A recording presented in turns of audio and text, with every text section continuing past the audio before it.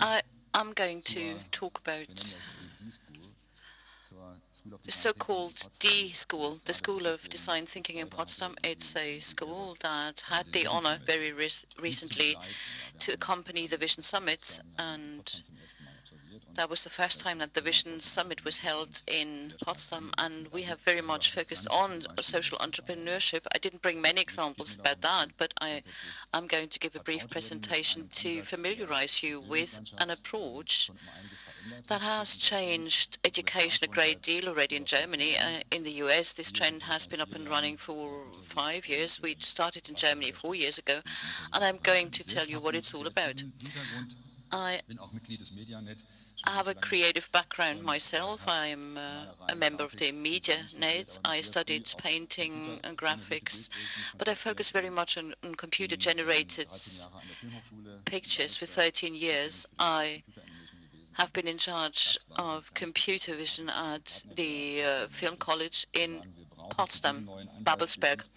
And so that is why we said we need something new at our D school. We need a creative person, and we need a person who is not afraid of computers. And so they picked me. Well, I'm going to also give you some homework to do for the next 20-25 minutes. Try to think about this task that you see. We always ask questions like, how might we? So, of course, all the slides are in English. Hopefully, it's okay for me to speak German then.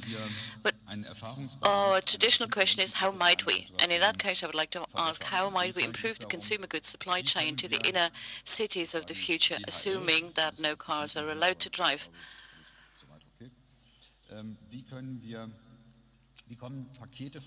So how do we get parcels from one destination to another in a city where no cars are allowed anymore? That was a long-term perspective that we developed for the next 10 to 15 years. Of course, it's not going to happen next week, but we said that obviously this is going to become reality. We'll no longer be able to all use individual transport in a city. So how do we deliver parcels if there is no if there's no individual transport and no truck transport? The Hasso Plattner Institute is located in Potsdam. It was founded by Hasso Plattner. Hasso Plattner has done a lot and has dedicated a lot of his private property to education. Together with the management of SAP 30 years ago, he became one of the wealthiest person in Germany, but at the same time he understood that education needs financial support, and this support cannot just come from taxpayers' money. So he invested about 200 million into software systems engineering in Potsdam. And during the last 10 years, he understood that our engineers always come up with nice solutions, but very often they are far away from what the users really want. The engineers have a very strong focus on technology, look into the future, but do not take into account the requirements of their users. So he developed a solution. That's the Free University of Stanford. It's a university that is an elite university. It's a relatively small one, 17,000 students. It has always been a forward-thinking university. And there, Hasso Plattner found colleagues, Terry Winnock, Larry Leifer, and in particular David Kelly, who developed this thing further, and they looked together at our training and education system. Mr. Spiegel has just said that we are confronted with problems that are very complex. But we have an educational system that is focused on more and more sectoral education, more and more focus on the individual and specialization. But what we need really is to look at things from various angles in order to find meaningful solutions. And so they said, let's develop something radically new. Let's develop a course of studies where we bring together computer science, machine engineering, business administration, medicine, a kind of cross-sectoral course of studies. It's something that is also done at Stanford University. So let all students get in. Let's just say we will solve complex problem with this interdisciplinary approach. And so this is the D school. That is what we call the D school, in contrast to the B schools, the business schools. They try to solve things by using Excel sheets, and they just focus on the numbers. And they said it's no longer enough. We have to have a more broad-based approach to solve complex problems. We all know that. And so this is how Hasso Plattner started with 20 students. He was very much in the background, and starting a school is an administrative act, of course. We did that, they did that all. They gave this new school a logo type, and right from the start the school was very successful, and Hasso Plattner discovered those guys when we're still sitting in barracks, and he said, well, that's the thing I want to have. I'm going to give you money. I'm going to finance your startup in Stanford with a significant amount, and that is why it's now the Hasso Plattner Institute of Design, called the Hasso Plattner Institute of Design in Stanford. Now, when I was asked in 2007 to come and look at it and look what it's all about, what's the philosophy, what's the way of thinking behind all this, there was, of course, no publication about this. The school, they had already moved to a better building, the one you see on the right-hand side. They had 70 students. Now, 7 years later, they are located in the city center of Stanford. They are the innovation motor. They have 700 to 800 students there. And the president of Stanford, who was smiling mildly in the beginning, he's now convinced that everyone should at least have one course at this D school. Let me show you how they think and what they do. And they devote to the needs and requirements of the third world a lot, because this is where we have a lot of pent-up needs and demands.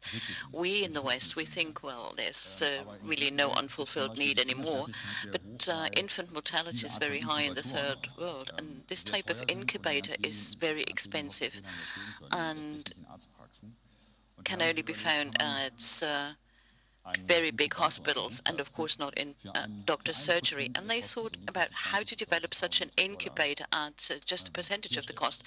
Such an incubator costs 20 to 30,000. Industry said, no, we can't do it. There's certain standards that need to be fulfilled, and there's no way we can produce a cheaper thing. That incubator has to look the way it is now, and it has to cost the money it costs now.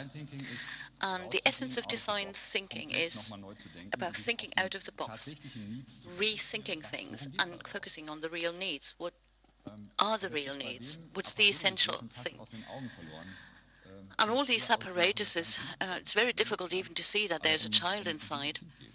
But what it's all about, it's the child in the third world. It is necessary to provide assistance to a newborn child quickly and provide hygienic conditions. When I came to the D school, there were the first prototypes of other incubators. And one of the prototypes looked like this sleeping bag. It was not yet the proper solution. It was a kind of prototype made of cardboard. But this first prototype developed into a real incubator. And indeed, it costs only 1% of the cost of a standard incubator. The students who've developed that incubator have set up their own company. They already manufactured and sold thousands of these mini incubators, and thousands of children could be saved just on the basis of this incubator. So you do not necessarily need high-tech in all kinds of different contexts. You may need high-tech here, but even here, if you had such a thing in a surgery of a doctor, it would be very meaningful and helpful.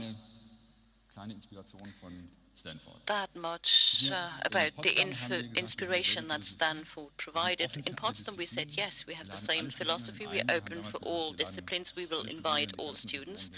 We said we will invite all students from Berlin and Brandenburg. The first year, we had 40 students coming from 30 different disciplines, 17 colleges and universities throughout Berlin and Brandenburg. And we said, we will be radical. And our students were even more radical. The demand was so big that meanwhile we get students not only from Germany, but from all over the world. So design thinking is also penetrating the corporate world. SAP set up a design services team 5 years ago. They train people inside SAP. And all new products and projects developed by SAP are scrutinized by this design team to see whether they meet the needs of the users. Telecom also has a so-called creation center. It's also a design thinking cell. And there are other major companies to develop this type of lab, this type of design thinking approach, which is now being integrated into all major business processes. We now have 122 students approximately, and we get students from India, China, South America, the United States. It's a development that we never thought would be possible. When we got our first applications from Rio de Janeiro last year, we said, well, it can't be true. Are there really people who are willing to come to us, move to Berlin, just to spend 2 days a week with us? Because all the students we get do their regular course of studies, become medical doctors, biologists, IT specialists, whatever. And they get together, and we have a team of over 30 professors and assistants who take care of these students. We recruit them from our graduates.